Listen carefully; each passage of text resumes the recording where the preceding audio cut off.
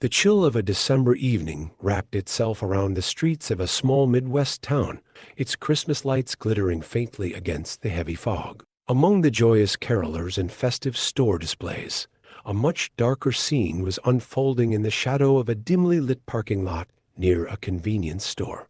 Tamara, a 17-year-old black girl with aspirations of becoming a civil rights lawyer, was huddled in the corner of a patrol car, her eyes wide with terror. She'd simply gone out to buy a carton of eggnog for her family's Christmas party. But life had taken a sudden, cruel turn. Officer Jared Collins, a long-serving member of the local police force, was known in the community for his rough methods that disproportionately targeted people who looked like Tamara. His face was cold, his blue eyes piercing as he leaned over her. "You people think you can just mouth off and walk away, huh?" he sneered, his breath reeking of stale coffee and impatience. Tamara hadn't mouthed off. She'd simply asked why he'd stopped her in the first place.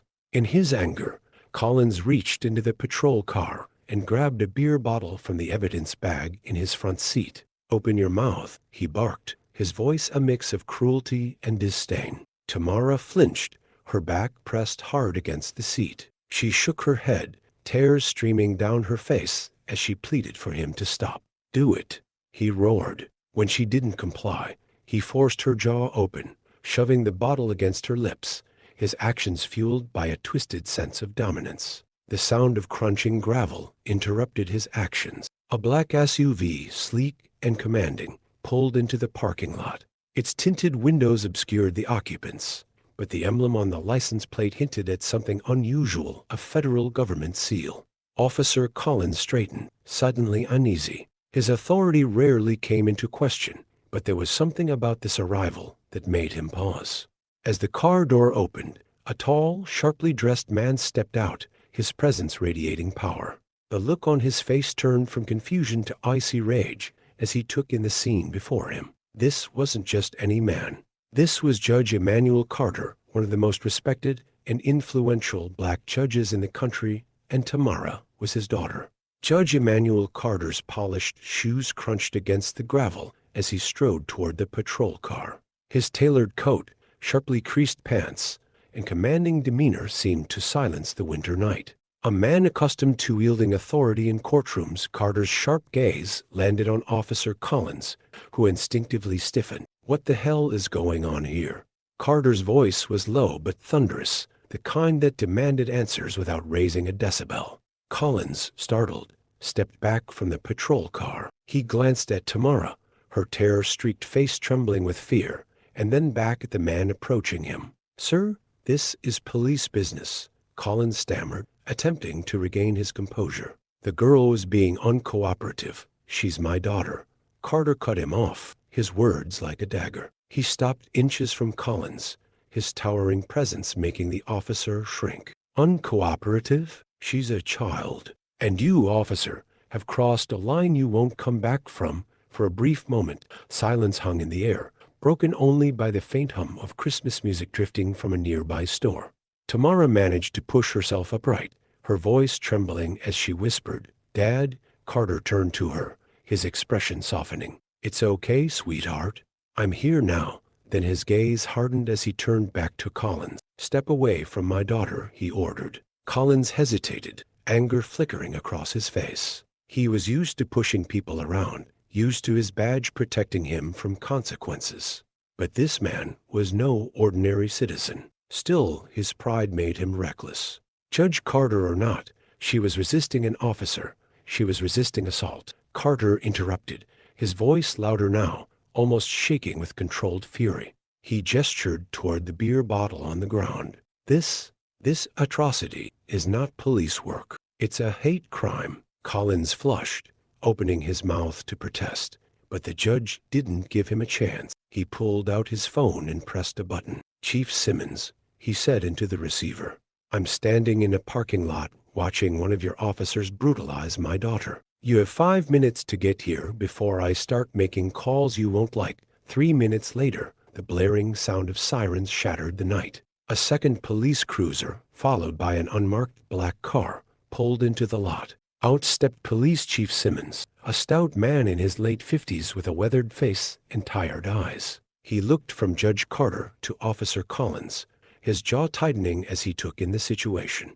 Judge Carter, Simmons began cautiously, extending a hand. "I'm sure there's been a misunderstanding." "There's no misunderstanding, Chief," Carter snapped, refusing the handshake. "Your officer assaulted my daughter.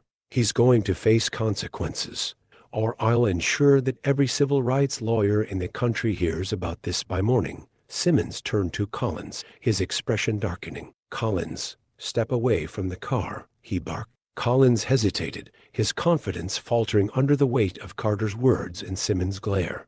"She was resisting," he muttered weakly. "She's a minor," Simmons shot back, his voice sharp. "And you've clearly lost any sense of judgment. Hand me your badge and gun. Now." Collins froze, his face turning a deep shade of red. "Sir, you can't," I said now. Simmons roared, his voice echoing through the parking lot. Reluctantly, Collins unhooked his badge and handed it over, glaring at Tamara as if she were the cause of his downfall. As Collins was escorted away, Tamara finally climbed out of the patrol car and into her father's waiting arms. The weight of the ordeal hit her all at once, and she began to sob. "It's over now, sweetheart," Carter murmured, holding her tightly. "He'll never lay a hand on you again." But deep down, he knew this wasn't just about one rogue cop. This was about the systemic racism that had plagued their community for years, the invisible force that made moments like this possible. Carter guided Tamara into the SUV, his mind already racing with plans. He wasn't just going to let this go. The next morning, his team of lawyers would file a civil suit against the department. He would use his influence to ensure Collins faced criminal charges. But more importantly, he would start a campaign to overhaul the local police force. In the days that followed, the incident made national headlines. News stations replayed footage of Carter confronting Collins, captured by a bystander's phone. Protesters gathered outside the police department, demanding justice for Tamara and accountability from law enforcement. For Carter, the ordeal became more than a personal fight, it became a mission. He poured his resources into creating a foundation to address police brutality and racial bias, using his wealth and connections to fund legal aid for victims like his daughter. Tamara, though shaken, found strength in her father's resolve. On Christmas morning, as the family gathered around the tree, she made a decision. "Dad," she said, her voice steady, "I don't want to be scared anymore. I want to help fight this. I want to go to law school, like we talked about. But not just for me, for everyone who doesn't have someone like you to stand up for them." Carter's eyes filled with pride. "You will, sweetheart," he said. "And I'll be right here, fighting beside you every step of the way." The days following the parking lot incident were a whirlwind of legal filings, media coverage, and emotional highs and lows for Judge Emanuel Carter and his family. Tamara's story became a rallying cry, a spark igniting protests across the city and beyond. Yet, beneath the public attention lay the personal challenges of healing and reckoning with the trauma. Tamara found herself navigating a flood of emotions: fear, anger, and an overwhelming sense of vulnerability. She was no stranger to the realities of racism. Growing up as the daughter of one of the most prominent black judges in the country, she had seen the systemic inequities her father worked tirelessly to dismantle. But this was different. This wasn't a story she'd read in the news or a case she'd overheard her father discussing. This was her life. On a cold morning 3 days before Christmas, Tamara sat in the family's living room, staring at the Christmas tree. Its twinkling lights felt almost mocking against the heaviness in her chest. She held a mug of cocoa, her hands trembling slightly as she replayed the night in her mind. Her older brother, Malik, walked in, dressed in sweats and a hoodie, his face a mixture of concern and quiet anger. Malik was a medical student, usually calm and collected, but this time his emotions were evident. He sat beside her and placed a hand on her shoulder. "You okay, little sis?" he asked softly. Tamara nodded, though her eyes brimmed with unshed tears. "I'm trying to be. I don't know how to move past this." Malik exhaled deeply. "You don't have to move past it, Tamara. You use it. You let it fuel you. That's what Dad's doing, what the whole family's doing. You're not alone in this. She looked at him, a spark of determination creeping into her eyes. I don't want to be scared anymore, she said, echoing the words she'd told their father. But I don't know where to start. Malik smiled faintly. You start by telling your story. Speak up, fight back. Dad's doing it in court, and I'll fight for you in my own way. But you've got a voice, Tam. People are listening. Meanwhile, Judge Carter was entrenched in battle. He had spent the days since the incident meeting with his legal team, drafting lawsuits and coordinating with civil rights organizations. His strategy was twofold: to ensure Officer Collins faced criminal charges and to use the case to push for systemic change. The first victory came swiftly. Collins was suspended without pay, pending an internal investigation. But Carter wasn't satisfied. He wanted the man prosecuted. He wanted the entire department audited. And most importantly, he wanted the nation to see that this was not an isolated incident, but a symptom of a deeply flawed system. Carter met with his longtime friend and fellow activist, Reverend Elijah Matthews, who had been a pillar of the community for decades. The two men sat in the judge's home office, surrounded by stacks of legal documents and framed photos of Carter's career milestones. This fight is bigger than us, Reverend Matthews said, his deep voice steady. It's bigger than Tamara, bigger than this town. But it starts here. You've got the influence, Emmanuel. Use it. Carter nodded. I intend to. We're filing the civil suit tomorrow, and I've already reached out to the Justice Department about a federal investigation. But we need more than lawsuits. We need hearts and minds. We need people to understand that this isn't just about one bad cop. Matthews leaned back in his chair, stroking his salt and pepper beard. Then let's make it about more. A movement. A call to action. Christmas is the season of hope, Emmanuel. Let's give the people something to believe in. That night, the Carter family attended a candlelight vigil organized by the community. Hundreds of people gathered in the town square, holding signs that read "Justice for Tamara" and "End Police Brutality." Tamara, though hesitant, took to the small stage erected in front of the courthouse. The crowd fell silent as she approached the microphone, her breath visible in the cold air. Her father and brother stood beside her, their presence steadying her trembling hands. My name is Tamara Carter, she began, her voice shaky, but growing stronger with each word. I'm 17 years old, and a week ago, I became a victim of police brutality. But I'm not just a victim. I'm a fighter. And I'm here to tell you that this fight isn't just mine, it's ours. Applause erupted, and Tamara continued, speaking about her experience, the trauma, and the need for accountability and change. By the time she stepped off the stage, her fear had been replaced by a new sense of purpose. Over the next few days, the family worked tirelessly. Carter's legal team filed the lawsuit. Reverend Matthews mobilized the community for a peaceful march, and Tamara's speech was shared widely on social media, garnering national attention. Christmas Eve arrived, bringing with it a sense of hope. The family gathered at home, surrounded by friends and allies who had joined their cause. Tamara, feeling stronger than she had in weeks, helped her mother set the table for their holiday dinner. As the group sat down to eat, Carter raised his glass of sparkling cider. This year, we've faced challenges that could have broken us, he said, his voice steady. But instead, they've made us stronger. We've been reminded of the power of faith, family, and community. This fight isn't over, but tonight, let's celebrate the victories we've won and the hope we're bringing to others. To justice, the group echoed, clinking glasses. Tamara looked around the table, her heart full of gratitude. For the first time since the incident, she felt something she hadn't thought possible: peace. The Carter family woke early on Christmas morning, not to open gifts under the tree, but to prepare for the next stage of their fight for justice. Their small living room was transformed into a makeshift command center, with Judge Carter and his legal team on video calls, Malik coordinating with community organizers, and Tamara responding to an outpouring of messages from supporters around the country. Everything seemed to be falling into place. The lawsuit had been filed, media outlets were requesting interviews, and peaceful protests were planned across the city. But as the family sat down for a brief breakfast, an urgent knock at the door shattered the calm. Carter opened it to find Police Chief Simmons standing on the porch, his face grim. Behind him, two uniformed officers stood silently.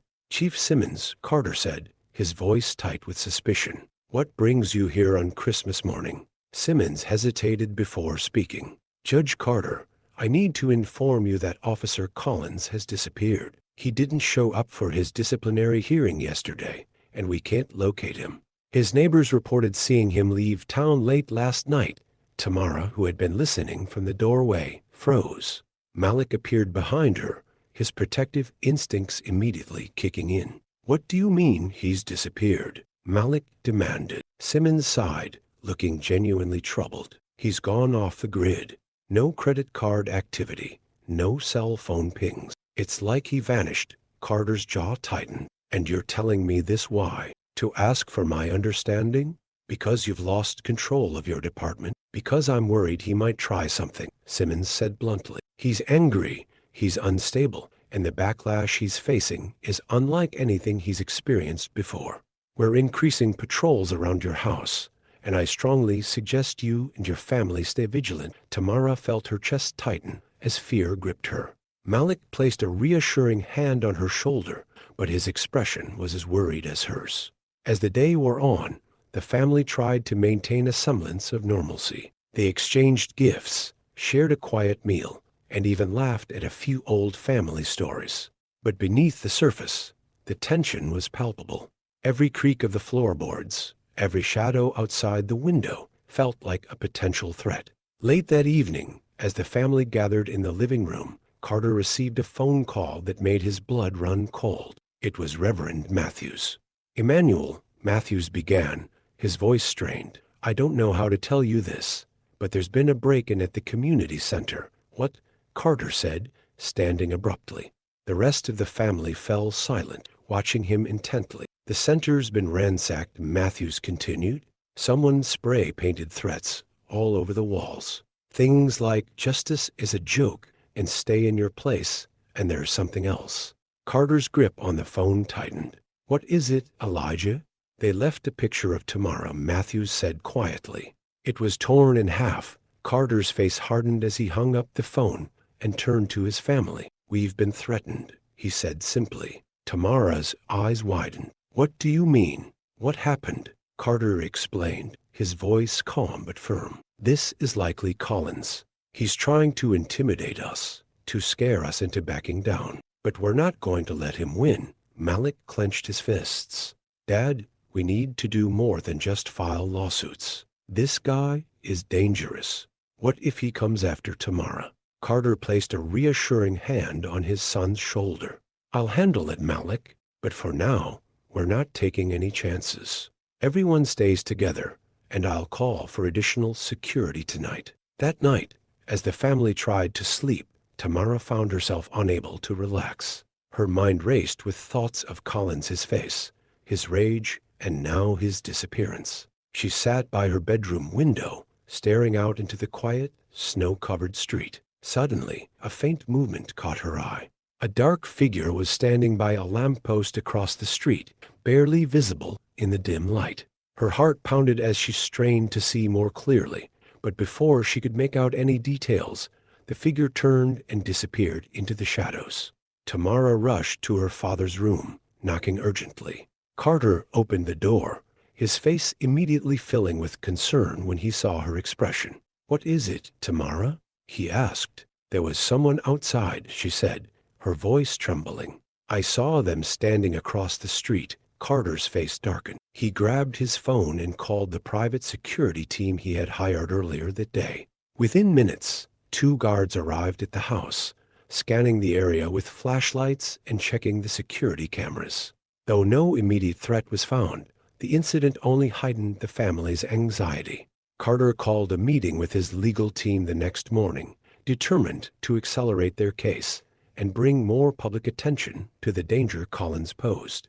As Christmas night turned to the early hours of December 26th, the Carter family realized their fight was far from over.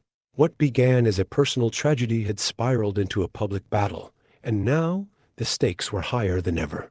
But Carter remained resolute, his faith and determination unshaken. "This isn't just about us anymore," he told Tamara as he sat with her by the fire. "It's about everyone who's ever been silenced, everyone who's ever been afraid. And we're going to show them that fear doesn't win." Tamara nodded, her father's strength rekindling her own. "Then let's keep fighting," she said, her voice steady. The following morning, the Carter household was a hive of activity. Judge Carter's private security team conducted a thorough assessment of the house, installing additional surveillance cameras and motion sensors.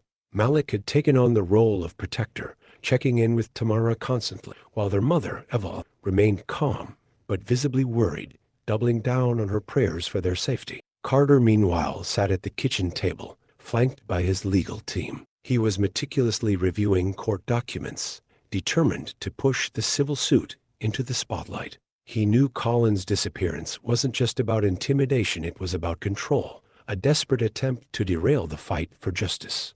But Carter had no intention of backing down. Upstairs, Tamara sat in her room with Malik, going over messages of support flooding her social media accounts. Some were from friends, others from complete strangers who had heard her story and felt inspired by her courage. Yet amidst the encouragement, there were also hateful comments, racist slurs, and threats that made her stomach churn. "Don't look at those," Malik said, noticing her expression. "Focus on the positive. These trolls aren't worth your time." Tamara hesitated before closing her laptop. "It's hard, Malik. Every time I see one of those comments, it feels like I'm back in that parking lot, like I'm powerless all over again."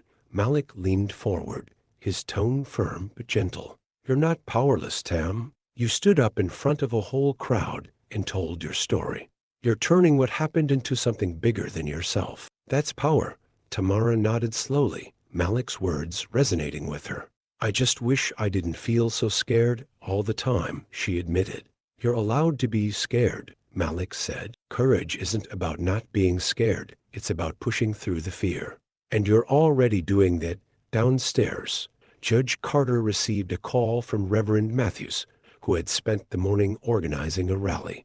"Emmanuel, we need you and Tamara to speak," Matthews said. "The people are fired up, but they need direction. They need to hear from you both." Carter hesitated. While he was more than ready to address the public, he wasn't sure if Tamara was ready to take the stage again so soon after the threats.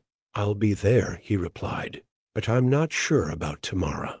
I don't want to push her too hard. She's stronger than you think," Matthews said, "and the people need to see that strength. Let her decide." Carter hung up and went to find Tamara. He explained the situation, his voice gentle but encouraging. "You don't have to do this if you're not ready," he told her. "But if you are, this could be a powerful moment, not just for the movement, but for you." Tamara thought for a moment, the weight of the decision pressing down on her. Then she straightened her shoulders. "I'll do it," she said. "I need to do it." That afternoon, hundreds of people gathered in the town square, holding signs that read "Justice for Tamara" and "Stop Police Violence Now." The atmosphere was electric, a mix of anger, hope, and determination. Reverend Matthews took the stage first, his booming voice energizing the crowd. "We stand here today not just for Tamara Carter, but for every person who's ever been silenced, every family who's ever lost a loved one to injustice," he declared. "We are here to say enough is enough." The crowd erupted into cheers as Matthews introduced Judge Carter. Stepping onto the stage, Carter spoke with the same commanding presence that had earned him respect in courtrooms across the country. He outlined their demands: accountability for Officer Collins, an independent investigation into the police department, and systemic reforms to prevent future abuses. "And now," he said, his voice steady, "I'd like to introduce someone far braver than I am. Someone whose courage has inspired not just me, but an entire nation. My daughter, Tamara." The crowd cheered as Tamara stepped forward, her hands trembling slightly as she gripped the microphone. She took a deep breath and began to speak. "When I was in that parking lot, I felt small," she said, her voice shaking but growing stronger. "I felt powerless. But standing here today, I feel something else. I feel strong because I know I'm not alone. I know that together, We can make sure this doesn't happen to anyone else," the crowd roared, their energy washing over her like a wave. For the first time since the incident, she felt truly in control. As the rally ended and the Carters returned home, there was a sense of accomplishment in the air. But that night, their sense of security was shattered again. The family was gathered in the living room when Malik noticed something on the porch, a package wrapped in brown paper, addressed simply to Tamara. "Don't touch it," Carter said immediately, his instincts kicking in. He called the police, who arrived within minutes with the bomb squad in tow. The package was carefully opened, revealing its contents: a single bullet and a note that read, "You can't hide forever." Tamara's face went pale, and Evelyn pulled her into a protective embrace. Carter's expression hardened as he turned to the officer in charge. "This is why we're fighting," he said, his voice filled with quiet rage. "Because this is the reality for people like us. And it has to end." The threats were becoming more dangerous, but they only strengthened the Carters' resolve. They knew the fight was far from over, but they also knew they had the power to change the narrative, not just for themselves, but for their entire community. The delivery of the bullet marked a turning point for the Carters. What had begun as a fight for justice now carried a chilling undercurrent of personal danger. Tamara struggled with the realization that her story, meant to inspire change, had also made her a target. But Judge Emmanuel Carter refused to let fear dictate their actions. Instead, he sought allies who could help them turn the tide. Over the following days, the Carter family's fight expanded in scope, weaving in allies, subplots, and new challenges that tested their resilience and determination. Late one evening, Judge Carter received a call from an unknown number. The voice on the other end was calm but urgent. "Judge Carter, my name is Vanessa Sinclair. I'm a journalist with the New York Sentinel. I've been following your case, and I believe I can help." Carter hesitated. The press had already brought significant attention to the case, but he was wary of sensationalism. "And how exactly would you help, Miss Sinclair?" he asked. "I have sources inside the police department," she replied, "and I know for a fact that there's more to Officer Collins' disappearance than meets the eye. If you're willing to trust me, I can uncover the truth." Carter's instincts told him to be cautious, but the potential value of her information was undeniable. "I'm listening," he said. Over the next few days, Vanessa Sinclair began sending Carter a steady stream of documents and recordings. What she uncovered painted a damning picture. Collins wasn't acting alone. Several members of the police department had shielded him after the incident, helping him disappear and covering up evidence of other abuses he had committed over the years.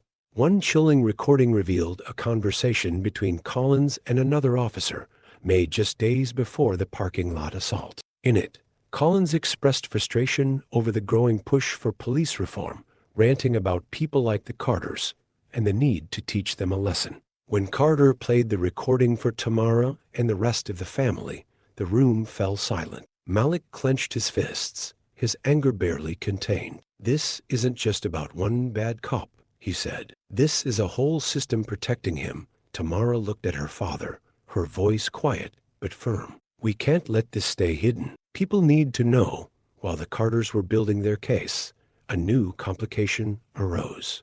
Chief Simmons, who had initially seemed supportive, began to backtrack on his promises. He delayed filing reports, avoided calls from Carter's legal team, and publicly downplayed the seriousness of the threats against the family. During a heated meeting at the courthouse, Carter confronted Simmons directly. "What happened to your commitment to justice?" he demanded. Simmons looked uncomfortable, avoiding Carter's gaze. "You have to understand, Judge," he said. "This department is under immense pressure. I can't make moves that might further divide the community." "Divide the community?" Carter repeated, his voice rising. "This isn't about division. It's about accountability. If you won't stand with us, Chief, then you're standing in our way." The meeting ended in frustration, leaving Carter and his team to question Simmons' true loyalties. Amid the mounting tension, Tamara found herself unexpectedly drawn into a new role: mentorship. A group of young activists from her high school reached out, asking her to speak at their next meeting. At first, she was hesitant. "I'm not an expert," she told Malik when he encouraged her to go. "I'm just a girl who got hurt. You're more than that, Tam," Malik replied.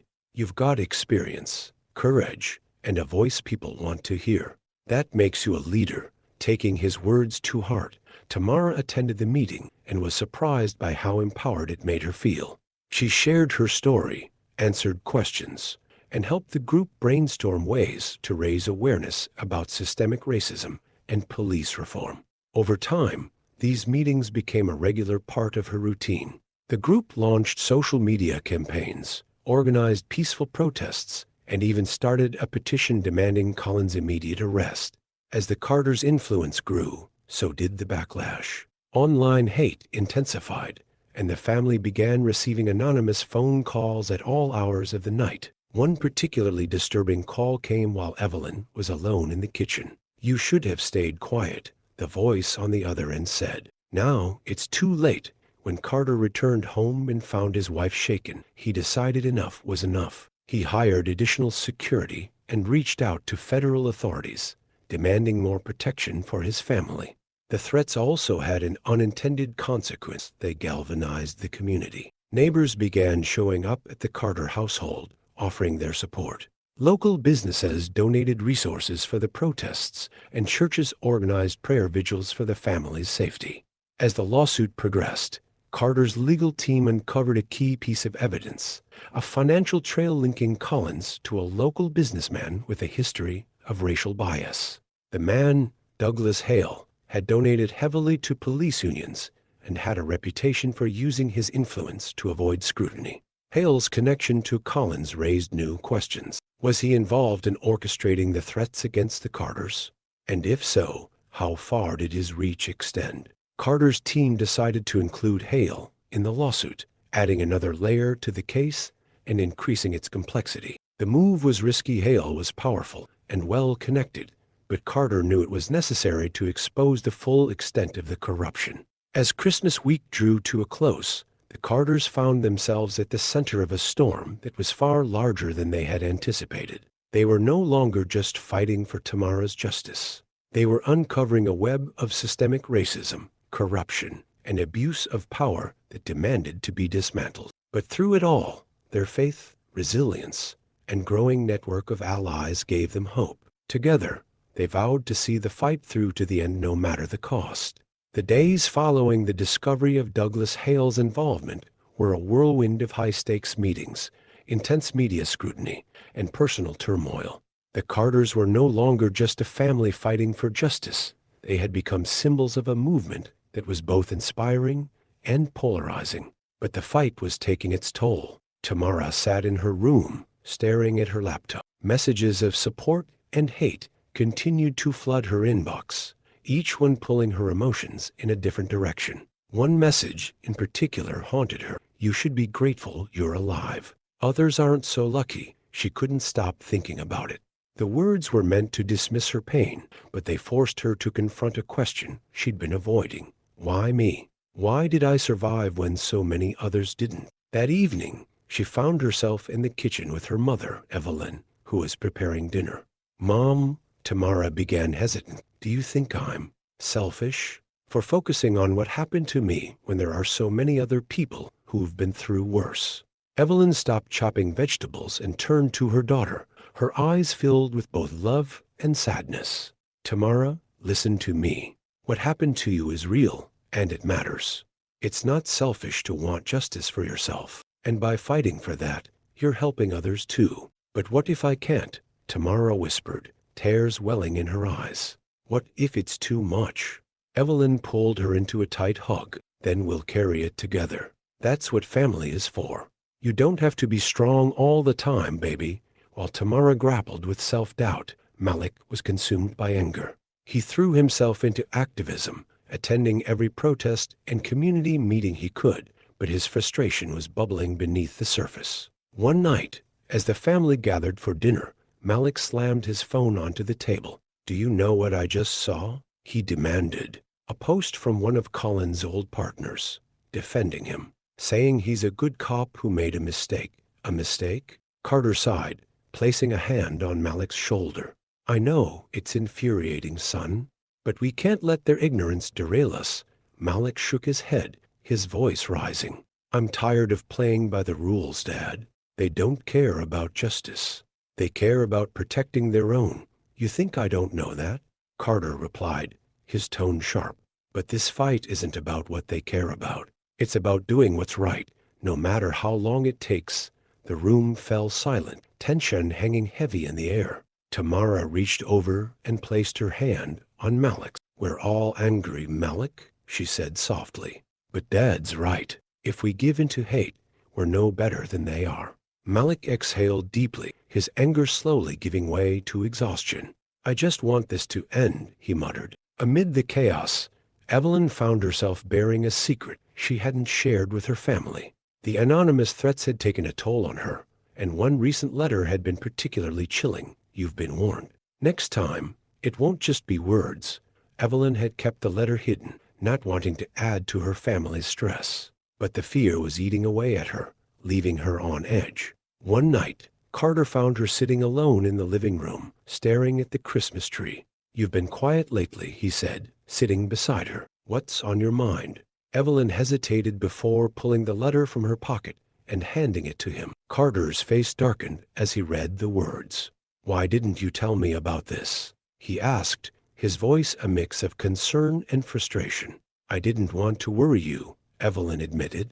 You're already dealing with so much. Carter took her hand in his voice softening. We're in this together, Evelyn. You don't have to carry this alone. The next day, Carter confronted Chief Simmons again, armed with the evidence Vanessa Sinclair had uncovered. He presented the recordings, the financial trail, and the mounting threats against his family. This isn't just negligence, Chief, Carter said, his voice cold. It's complicity. And if you don't take immediate action, I'll make sure the world knows about it. Simmons looked visibly uncomfortable, but instead of promising action, he deflected. Judge Carter, you're making this personal. You need to understand that the department is under siege right now. I can't just. It is personal, Carter interrupted, slamming his hand on the desk. My daughter was assaulted. My family is being threatened. And your refusal to act makes you part of the problem. Simmons hesitated, then leaned back in his chair.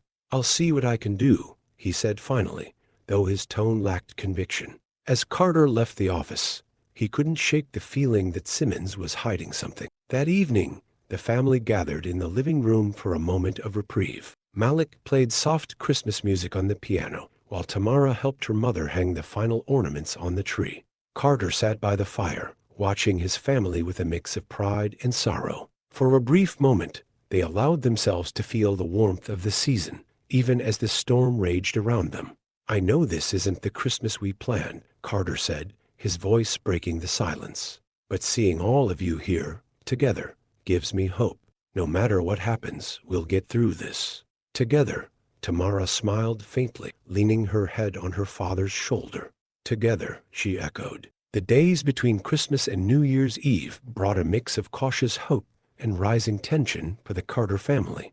While the community's support grew stronger and the lawsuit gained traction, the undercurrent of danger intensified. Every step forward seemed to be met with a shadowy retaliation, as if unseen forces were determined to crush their resolve. But amidst the fear and uncertainty, a startling new clue emerged, one that deepened the mystery and thrust the family into an even more dangerous game. One evening, as Judge Carter sat reviewing the latest filings for the lawsuit, his phone buzzed with an email notification. The subject line read, "Urgent, evidence regarding Douglas Hale and Officer Collins."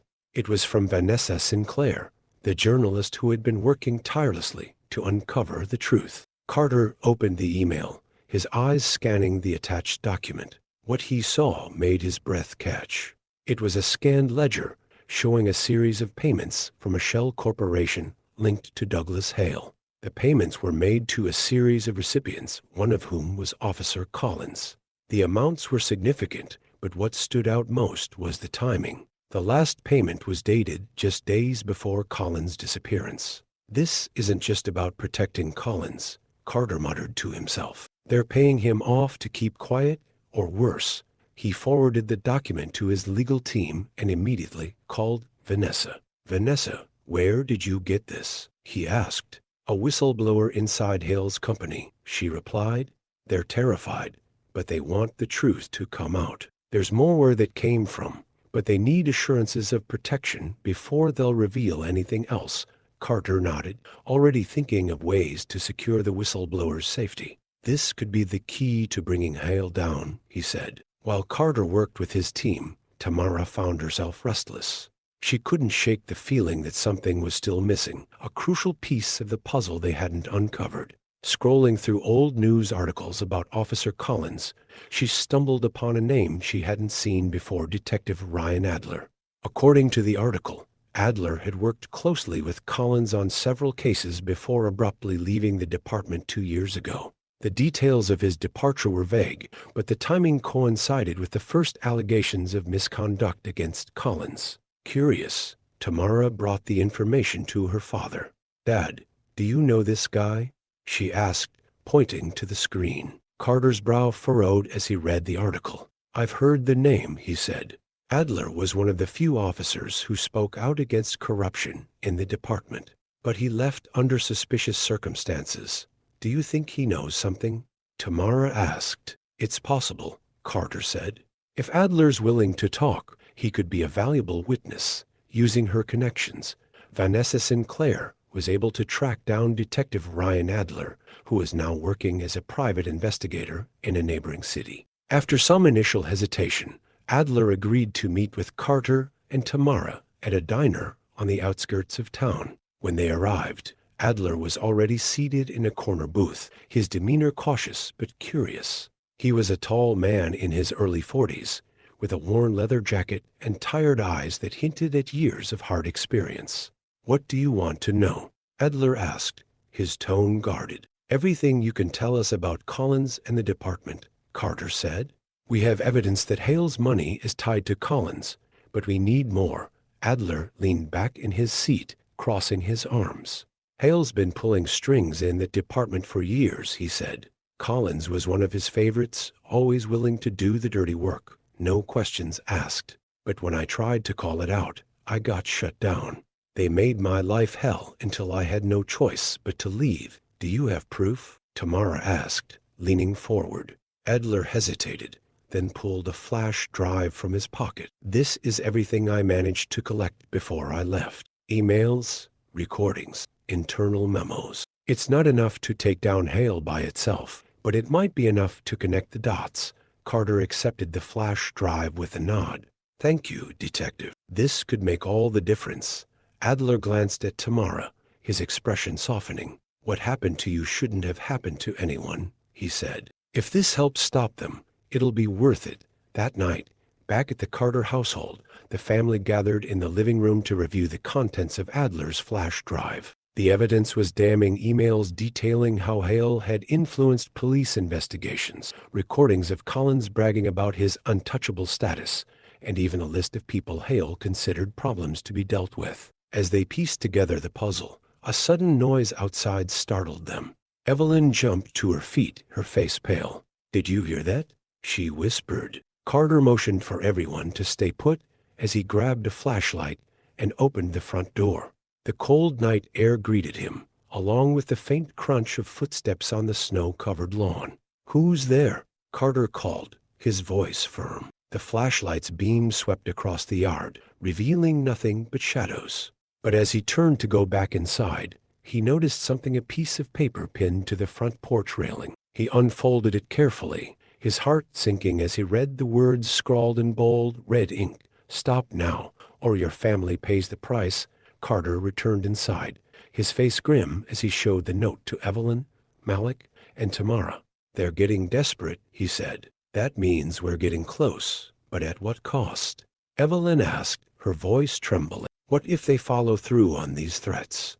"We can't stop now," Tamara said, her voice filled with quiet determination. "If we give up, they win, and they'll just keep doing this to other families."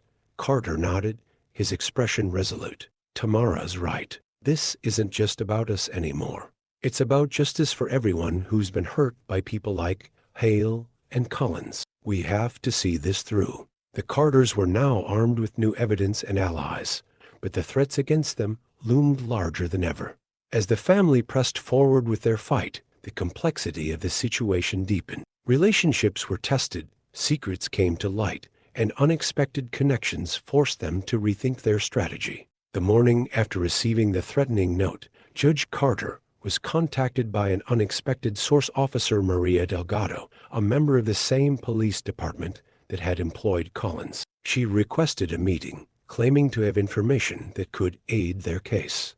They met at a quiet coffee shop on the outskirts of town. Delgado, a petite woman with sharp eyes and a determined demeanor, wasted no time getting to the point. "I've been working in this department for over 10 years, she began, her voice steady, but filled with frustration. "I've seen things I wish I hadn't, but what Collins did to your daughter, that was the last straw. What do you know about Collins and Hale?" Carter asked, leaning in. Delgado hesitated before pulling out a small notebook. "Hale's been bribing officers for years to protect his business interests. Collins wasn't just his enforcer, he was his spy. Hale used him to intimidate anyone who got in his way, including activists and journalists. And he wasn't acting alone. There are others in the department who've been helping cover for him. Why are you telling us this now?" Carter asked, his tone cautious. Delgado's eyes softened as she glanced at Tamara. "Because I have a daughter too," she said quietly, "and I want her to grow up in a world where she doesn't have to be afraid of the people who are supposed to protect her." Tamara felt a lump rise in her throat. "Thank you," she said, her voice barely above a whisper. Delgado handed Carter her notebook. "This has everything I've documented over the years. Use it. Expose them. And if you need me to testify, I'm willing to do it." While Delgado's support was a welcome surprise, not everyone in the community was on the Carter's side. At a town hall meeting organized to discuss police reform, tensions boiled over. Protesters filled the room, holding signs demanding justice for Tamara. But counter-protesters, many of them supporters of the police department, also showed up. The atmosphere was charged, with shouts and accusations flying back and forth. "You're tearing this town apart," one man yelled, pointing at Carter. "This isn't about justice, it's about revenge." Carter stepped up to the podium, his voice calm but commanding. "This isn't about revenge," he said firmly. "It's about accountability. It's about ensuring that no one, no matter their race, their gender, or their status, has to endure what my daughter endured." The room fell quiet for a moment, but the division was clear. For every person who applauded, there was another who crossed their arms in defiance. After the meeting, Reverend Matthews pulled Carter aside. "You're doing the right thing," Matthews said, "but it's going to get worse before it gets better. People don't like change, especially when it threatens their power." Carter nodded, his resolve unwavering. "Let them resist," he said. "We're not backing down." Meanwhile, Tamara found herself stepping further into the spotlight. Encouraged by her brother Malik and her group of young activists, she agreed to do a live interview with a major news network. As the cameras rolled, the interviewer asked Tamara to share her perspective on the movement her family had sparked. "At first, I didn't want any of this," Tamara admitted. "I didn't want to relive what happened to me or become a symbol for something bigger. But then I realized that if I stay silent, nothing will change. What happened to me could happen to someone else. And if sharing my story can help prevent that, then it's worth it." The interview went viral, further galvanizing supporters and shining a national spotlight on the Carter's case. Back at home, Carter's legal team worked tirelessly to piece together the evidence provided by Adler and Delgado. Slowly but surely, they began to unravel the web of corruption that connected Hale to the police department. One crucial discovery came in the form of surveillance footage from a local warehouse owned by Hale. The footage, obtained through a subpoena, showed Collins meeting with Hale and several other officers just days before the parking lot incident. "This is the smoking gun," Carter said as he reviewed the footage. "This proves that Collins was acting on Hale's orders." But with every victory came new challenges. Hale's lawyers filed motions to suppress the evidence, arguing that it was obtained illegally. The legal battle grew increasingly complicated, with delays and roadblocks at every turn. The constant pressure began to take a toll on the Carter family. Malik, frustrated by the slow pace of justice, grew increasingly vocal about his desire for more direct action. "We're sitting here waiting for the system to fix itself," he said during a heated conversation with his father.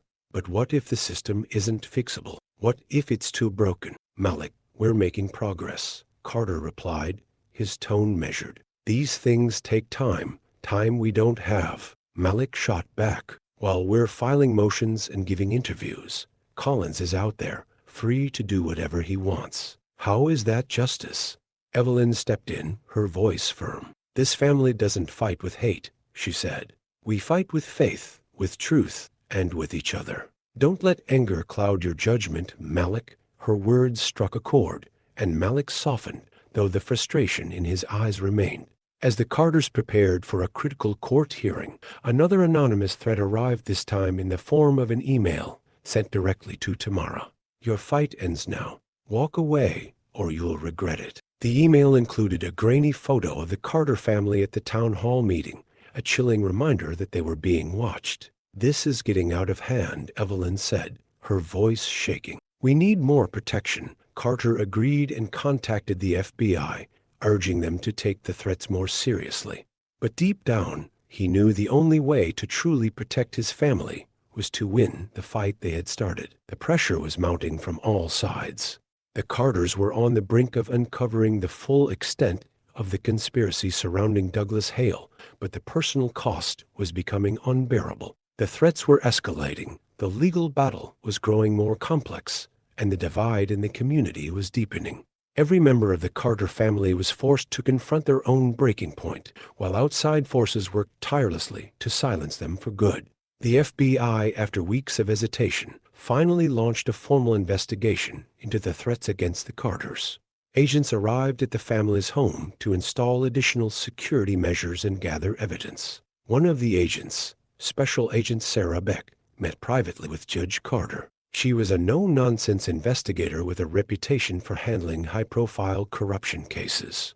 "Judge Carter," she began, "I won't sugarcoat this. The threats against your family are credible, and we believe Hale's network is more extensive than we initially thought. There's a possibility that someone inside law enforcement is feeding them information about your movements." Carter's jaw tightened. "You're saying we can't trust the people who are supposed to protect us?" Beck nodded. "That's exactly what I'm saying. We're assigning agents to watch your home and escort you to court, but you need to be vigilant." Evelyn, overhearing the conversation, felt her heart sink. "How did it come to this?" she asked quietly. "How did standing up for what's right make us targets?" Carter took her hand. "Because what we're fighting for threatens everything they stand for," he said. "And that's why we have to see this through." As the FBI's presence became more visible, tensions in the town escalated. A protest outside the courthouse turned chaotic when counter-protesters began shouting racial slurs and accusing the Carters of stirring up trouble. Tamara, who had come to the protest with her activist group, found herself in the middle of the chaos. A group of counter-protesters surrounded her, yelling insults and mocking her for playing the victim. One man stepped forward, his face twisted with rage. "You're ruining this town," he shouted. "Why don't you just go back to where you came from?" Tamara stood her ground, her voice steady despite the fear in her chest. "This is my town," she said firmly, "and I'm not going anywhere." The man raised his hand as if to strike her, but before he could, Malik stepped between them, his eyes blazing with fury. "Touch her, and you'll regret it," he growled. The standoff was broken by the arrival of police officers, who dispersed the crowd. But the incident left Tamara shaken and Malik angrier than ever. That night, as the family gathered at home, Agent Beck received a call. After a brief conversation, she turned to the Carters with a grave expression. "We've found Collins," she announced. "He was spotted at a motel outside the city. Local police are moving in to arrest him." The family's relief was short-lived. Minutes later, Beck received another update. Collins had fled the scene before the police arrived, leaving behind a disturbing message scrawled on the motel mirror. "The fight isn't over." Carter clenched his fists, his frustration boiling over. "He's playing games," he said, "but he's running out of places to hide." "Tamara," sitting silently in the corner, felt a wave of guilt wash over her. "If it weren't for me, none of this would be happening," she said quietly. Her father crossed the room and knelt beside her, placing a hand on her shoulder. "Don't ever think that, Tamara," he said firmly. "This isn't your fault. It's the fault of people who think they can abuse their power without consequences. And we're going to prove them wrong." The next day, Agent Beck called an emergency meeting with the Carters. "We've uncovered a leak in the police department," she said. "Someone's been feeding information to Hale's network about our investigation." She handed Carter a file containing surveillance photos of Chief Simmons meeting with one of Hale's associates. The images showed the two men exchanging envelopes in a dimly lit parking lot. "I didn't want to believe it," Carter said, his voice heavy with disappointment. "Simmons pretended to care about justice, but he's been working against us this whole time." Beck nodded.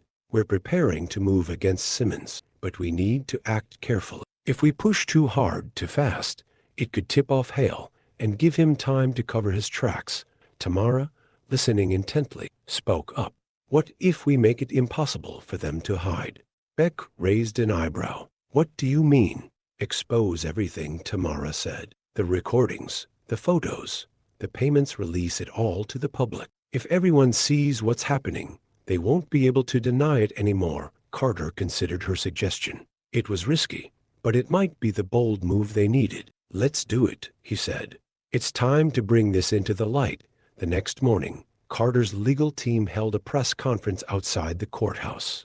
Cameras flashed as Carter presented the evidence, detailing the corruption within the police department and the ties to Hale's network. "This is not just about my family," Carter said, his voice ringing with conviction. "This is about a system that has allowed people like Hale and Collins to operate with impunity. That ends now." The revelations sent shockwaves through the town. Protesters flooded the streets, demanding immediate action.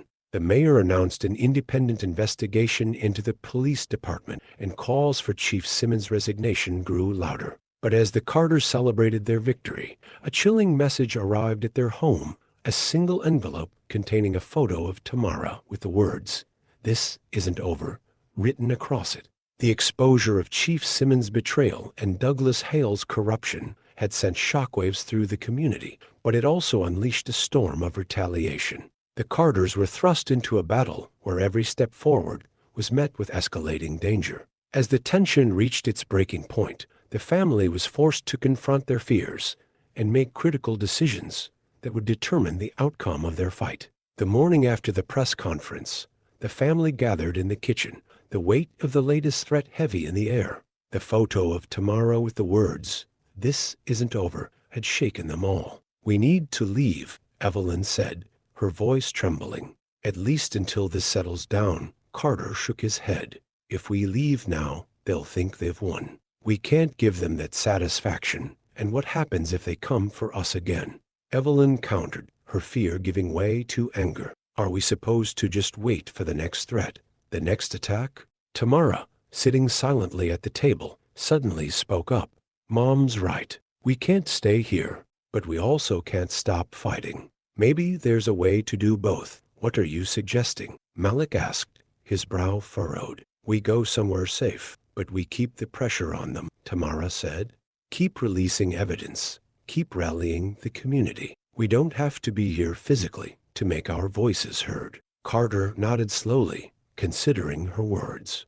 "You might be onto something," he said. "If we go public with everything we have left, it could force Hale's hand. But we'll need a secure location to do it."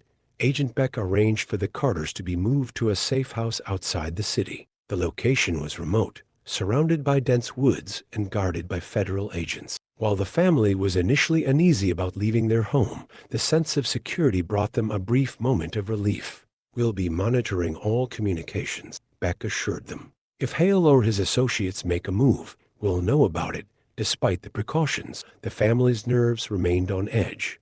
Malik paced the small living room, restless and frustrated. Evelyn clung to her Bible, finding solace in prayer. Tamara focused on organizing the remaining evidence, determined to finish what they had started. As the Carters prepared their next public release, Vanessa Sinclair called with urgent news. I've uncovered something big, she said. Hale isn't just funding corrupt officers, he's been running an illegal operation out of his warehouses. Arms dealing, drugs, human trafficking. This goes way beyond Collins. Carter felt a mix of shock and grim determination. Do you have proof? Enough to blow this case wide open, Vanessa replied. But there's a catch. If we release this, Hale's going to come after you harder than ever. Carter took a deep breath. We release it, he said firmly. The world needs to know the truth. The following evening, the Carters held a virtual press conference from the safe house. Carter and Tamara spoke directly to the camera, laying out the full extent of Hale's crimes and the corruption he had fostered within the police department. As the broadcast ended, Malik glanced at his phone. Dad, you need to see this, he said, his voice tense. A live feed from the local news showed a group of masked men outside the Carter family's home, throwing bricks through the windows and spray painting threats on the walls. The words "traitors and you're next" were scrawled across the front door. Tamara felt a chill run down her spine. They're escalating, she whispered.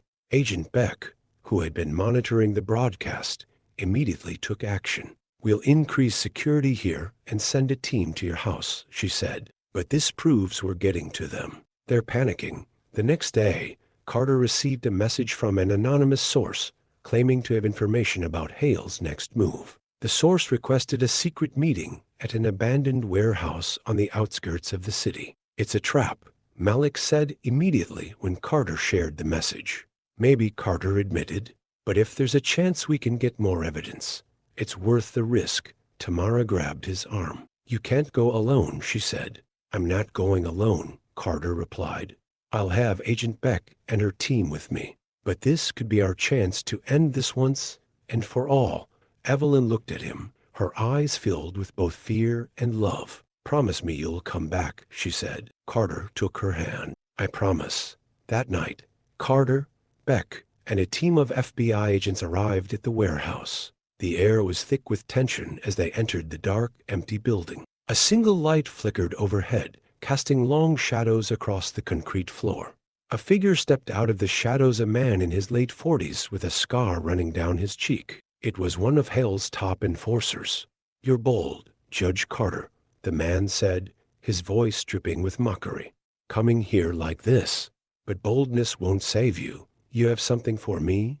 Or is this just another scare tactic? Carter replied, his tone calm but firm. The man chuckled. Oh, I have something for you, all right. Before anyone could react, gunfire erupted. Beck and her agents returned fire, the sound echoing through the warehouse as chaos unfolded. Carter took cover behind a stack of crates, his heart pounding. In the midst of the chaos, he spotted the enforcer fleeing toward the back of the warehouse. Without thinking, Carter pursued him, determined to get answers. Carter caught up to the man in a dimly lit corridor. It's over, he said, his voice steady despite the adrenaline coursing through him. Tell me where Hale is. The man smirked, pulling a knife from his pocket. You think you've won? Hale's already 2 steps ahead of you. Before the man could strike, Beck appeared, disarming him with a swift move. Not today, she said, cuffing him. The agents secured the scene, recovering documents and electronics that could potentially lead them to Hale. But as they exited the warehouse, Carter couldn't shake the feeling that the fight was far from over. The raid on the warehouse had provided the Carters and the FBI with crucial evidence tying Douglas Hale to a network of corruption and crime. But it had also exposed the lengths to which Hale and his associates would go to protect their operation. The battle was reaching its peak, with every piece of evidence and every move bringing the family closer to justice or to danger. As the tension mounted, the family was forced to prepare for the inevitable climax of their fight. The documents recovered from the warehouse were a treasure trove of incriminating evidence. Financial ledgers showing bribes to officers, contracts for illegal shipments, and emails discussing plans to intimidate the Carters and other activists. Agent Beck called the family into the safe house living room to share the news. This is enough to secure warrants for Hale's arrest, she said. But we need to act quickly. He'll try to flee if he catches wind of this. Carter nodded, his expression resolute. Do it. Let's bring him in. As the FBI began planning the operation, news of the warehouse raid broke, sending shockwaves through the community. Protesters gathered outside City Hall, demanding immediate action against Hale and the corrupt officers implicated in the evidence. Tamara, watching the news from the safe house, felt a mix of hope and fear. "We're so close," she said softly. "But what if it's not enough?" "It will be," Malik said firmly. "It has to be." That night, as the family prepared for bed, the safe house was plunged into darkness. The lights flickered and died, followed by the hum of the generator failing. Agent Beck immediately sprang into action. "Everyone, stay inside," she ordered, drawing her weapon. She radioed for backup, her voice tense. "We've lost power at the safe house. Possible breach." Carter ushered Evelyn and Tamara into a secure room while Malik stayed by his side, refusing to leave. Outside, shadows moved through the woods, and the faint sound of footsteps grew louder. Beck and the agents took defensive positions, scanning the perimeter with flashlights. Suddenly, a loud explosion rocked the building, shattering windows and setting off alarms. "We're under attack," Beck shouted, firing at the intruders who emerged from the tree line. Inside, Tamara clung to her mother as the sounds of gunfire echoed through the house. "Dad," she screamed, her voice breaking. Carter burst into the room, his face determined. "Stay here. Don't come out until I say it's safe." Outside, the agents fought valiantly to repel the attackers, who were heavily armed and coordinated. Beck managed to take down several of them, but the situation was dire. Carter and Malik joined the fray, using whatever cover they could find to defend the family. Malik's determination burned bright as he grabbed a fallen agent's radio and called for reinforcements. "We need backup now," he shouted. As the fight dragged on, one of the intruders managed to breach the house, making his way toward the secure room where Evelyn and Tamara were hiding. Tamara, hearing the footsteps outside the door, grabbed a fire extinguisher and stood ready to defend herself and her mother. The door burst open, and the man stepped inside, weapon drawn. But before he could act, Tamara swung the extinguisher with all her strength, striking him across the head. The man fell unconscious. Evelyn hugged her daughter tightly, tears streaming down her face. "You're so brave," she whispered. Just as the situation seemed hopeless, the sound of sirens filled the air. A convoy of FBI vehicles and local law enforcement arrived, forcing the attackers to retreat. Several were captured, but others managed to escape into the woods. Agent Beck, bloodied but unbowed, regrouped with her team. "Secure the area," she ordered. "And get the Carters out of here." Carter emerged from the house, his family following close behind. He hugged Tamara tightly, his voice shaking with emotion. "You're safe," he said. "That's all that matters." As the attackers were interrogated, one of them revealed a chilling detail. The assault on the safe house had been ordered directly by Hale. But there was more. Hale was planning to leave the country, using his private jet to escape prosecution. Beck immediately relayed the information to her superiors. "We need to move now," she said. "If he gets away, we lose everything." Carter turned to Beck, his voice filled with resolve. "I'm going with you." "Judge Carter, that's too dangerous," Beck protested. "This fight started with my family," Carter replied, "and I'm going to see it through to the end." The FBI launched a high-stakes operation to intercept Hale before he could flee. The Carters watched anxiously from a secure location as live updates came in. Hale's jet was spotted on the tarmac at a private airfield, its engines roaring to life. Agents swarmed the area, cutting off his escape route. In a dramatic standoff, Hale was apprehended as he tried to board the plane. The evidence recovered from his belongings, fake passports, cash, and a burner phone sealed his fate. The Carters received the news via a call from Beck. "We got him," she said. "Hale's in custody." As the family breathed a collective sigh of relief, Tamara looked at her father, a question in her eyes. "Is it really over?" she asked. Carter placed a hand on her shoulder. "The worst is behind us," he said, "but the fight for justice is never really over. We've made a difference, Tamara, and we'll keep making one." The arrest of Douglas Hale marked a turning point in the fight for justice. As news of his capture spread, the story of corruption, abuse, and resilience captivated the nation. But for the Carters, the journey was not yet over. There were still trials to face, wounds to heal, and justice to secure not just for themselves, but for everyone who had been wronged by the system Hale and his network had perpetuated. Months later, Hale stood trial in a packed federal courtroom. The case had drawn national attention, with reporters crowding the hallways and protesters lining the streets outside. The Carters were present for every hearing, their resolve unshaken despite the memories it dredged up. The evidence against Hale was overwhelming. Vanessa Sinclair testified about her investigative work, and Detective Ryan Adler presented his whistleblower documents. Officer Maria Delgado's testimony revealed the inner workings of Hale's influence over the police department. But the most powerful moment came when Tamara took the stand. As she recounted the events of that fateful night, her voice trembled but never faltered. "What happened to me wasn't just about one bad cop," she said. "It was about a system that allowed people like him to abuse their power without consequences. I'm here today because I believe we can change that. And I won't stop fighting until we do." Her words resonated not just in the courtroom but across the country. After weeks of testimony and deliberation, the jury returned with a verdict. Hale was found guilty on multiple counts, including corruption, obstruction of justice, and conspiracy. The courtroom erupted in applause as the judge announced his sentence: life in prison without the possibility of parole. For the Carters, it was a moment of vindication. The man who had orchestrated so much pain and destruction was finally being held accountable.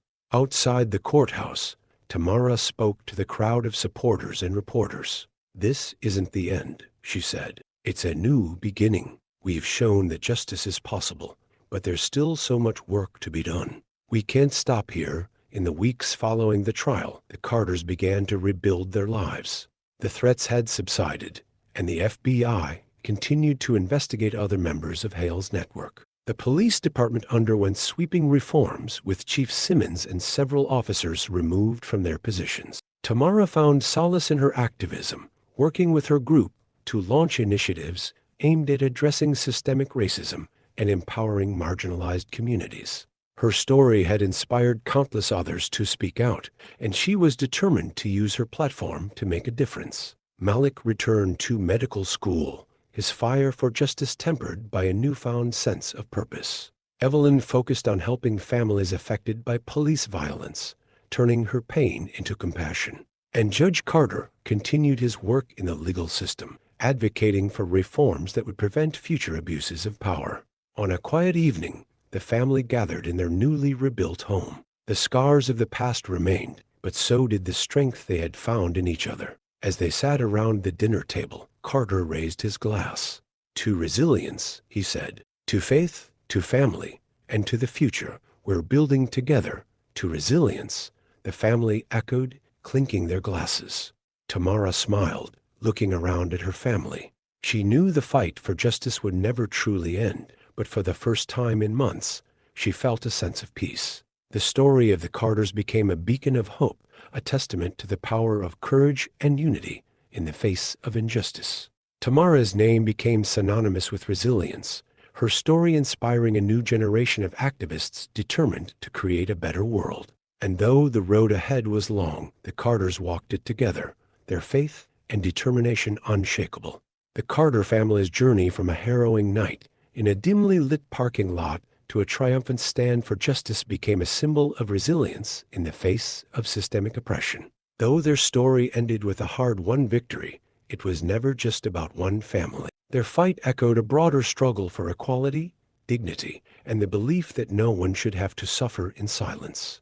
As the dust settled and life returned to a semblance of normalcy, the Carters remained deeply committed to the causes they had championed. But this commitment came with a sense of reflection, a recognition of how far they had come and how far there was still to go. Tamara, once a teenager overwhelmed by fear and self-doubt, had transformed into a young woman of extraordinary strength. Her voice, once silenced by the trauma of that night, had become a rallying cry for justice. In the months following Hale's conviction, she dedicated herself to activism, organizing workshops and public forums to educate others about systemic racism and police accountability. She spoke at schools, churches, and community centers, inspiring young people to stand up for their rights and believe in their ability to create change. One of her most poignant moments came when she addressed a group of students at her old high school. "I used to think that being brave meant not being scared," she told them. "But I've learned that true courage is standing up even when you're terrified. If I can do it, so can you." Her words resonated deeply, sparking conversations and initiatives that rippled far beyond the walls of the school. The ordeal had tested the Carter family in ways they never could have imagined, but it had also brought them closer together. Evelyn, once hesitant about the public fight, became a cornerstone of the family's efforts, using her natural warmth and compassion to support other families facing similar struggles. Malik, whose fiery determination had sometimes clashed with his father's measured approach, found a balance between passion and practicality. He worked with organizations addressing health disparities in underserved communities, blending his medical training with his commitment to social justice. And Carter himself, though always a fighter for fairness, felt a renewed sense of purpose. He used his influence as a judge to advocate for policy reforms, pushing for laws that increased accountability and transparency in law enforcement. The family's unity became their greatest strength, a reminder that even in the darkest moments, they could lean on one another to find light. The town that had once seemed irreparably divided began to heal. The protests, while often contentious, had sparked meaningful dialogue and led to tangible change. The police department underwent a complete overhaul, with new leadership and mandatory training programs focused on de-escalation and implicit bias. Community members who had once been at odds found common ground, working together to rebuild trust and create a safer, more inclusive environment. The changes didn't happen overnight, but the seeds of progress had been planted, thanks in large part to the Carters' unwavering determination. Nationally, the Carter family's story became a catalyst for change. Tamara's bravery and the family's fight inspired legislation aimed at curbing police misconduct, increasing oversight, and supporting victims of systemic injustice. Media outlets revisited similar cases, shining a spotlight on stories that had previously gone unnoticed. Organizations dedicated to social justice saw a surge in support as people across the country were galvanized to take action in their own communities. The phrase, "Justice for Tamara," became more than a hashtag. It became a movement symbolizing hope, resilience, and the power of collective action. A year after the incident, the Carters celebrated Christmas with a quiet dinner at home. The house was filled with warmth and laughter, the scars of the past now reminders of their strength. As they sat around the table, Tamara looked at her family and smiled. "I never thought we'd get here," she said, "but I'm so glad we didn't give up." Carter raised his glass. "To all the people who stood with us," he said, "to the ones who believed in us when we needed it most, and to the fight that's still ahead, to justice," Evelyn added, her voice steady. "To justice," the family echoed, clinking their glasses. As the Carters' story came to a close, its impact continued to ripple outward. Their journey was a reminder that change is possible, but it requires courage, persistence, and a willingness to confront uncomfortable truths. For anyone watching, their message was clear. Speak up when you see injustice, no matter how daunting it may seem. Support those who are fighting for what's right, even if the path is difficult. Believe in the power of community and the strength that comes from standing together. The Carters had shown that ordinary people, when united by purpose and driven by love, could achieve extraordinary things. "Thank you for being part of our story," Tamara said in a final video message to their supporters. "Let's keep fighting for justice, for equality, and for each other." And with that, the Carter family's story became a beacon of hope, a testament to the resilience of the human spirit and the enduring power of faith and unity. Thank you for joining this powerful journey. If you were inspired by the Carter's story, consider subscribing for more thought-provoking narratives. Share this story with someone who needs a reminder that hope and justice are worth fighting for. And don't forget to watch our next video, where we explore another story of resilience and triumph. Until next time, remember, Change starts with you.